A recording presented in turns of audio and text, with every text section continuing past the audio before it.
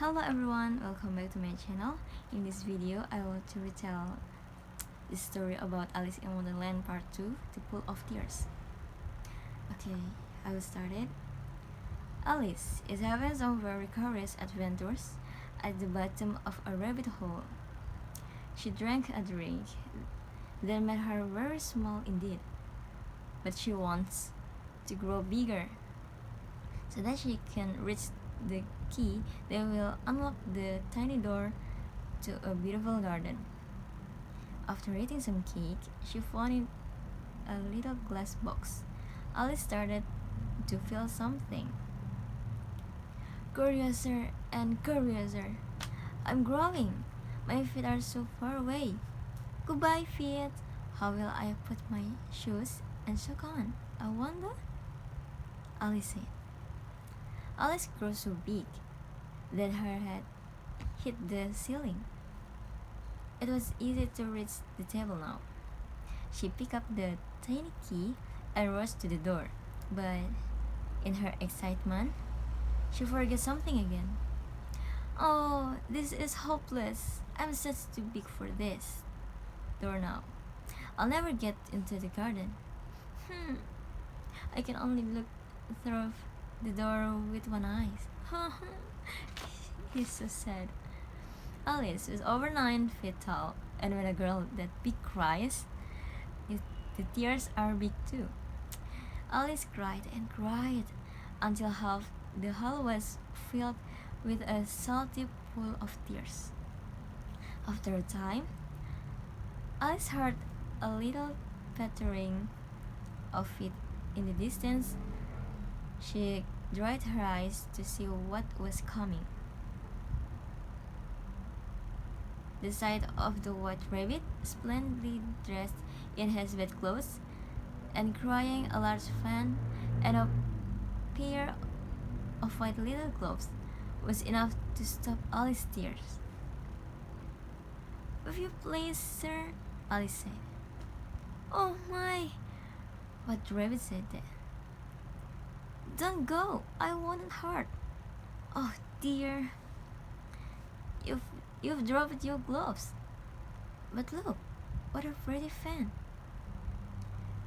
And crying is such hot work." "Oh, that's better." "Oh dear, how strange everything is today. Yesterday things were normal. But today I'm not sure if I am the same girl who woke up this morning. But if I'm not the girl who woke up this morning, the question is, who am I?" Alice said that. Alice fanned herself while she talked.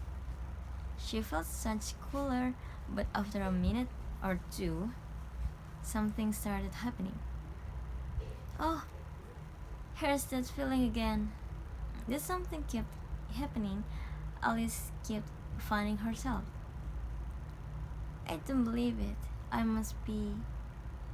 I am. I'm growing smaller again. Smaller than the table.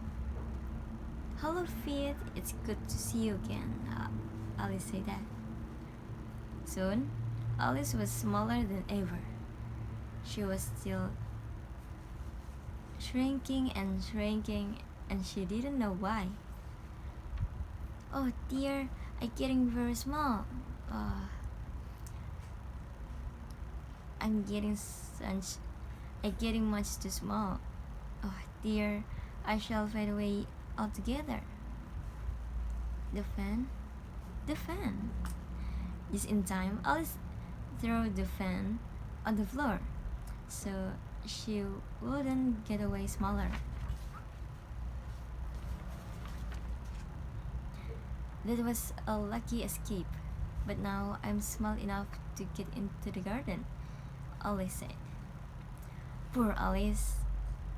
There she stood at the little door, but it was locked again, and there was the little key back in its place, out of reach, on the table. "Oh, not again. This is hopeless. I'll never get that key now."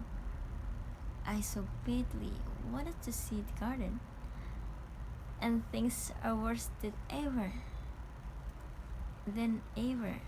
I've never been to so small as this is my life. Never. Things were as bad as never, and they were about to get worse.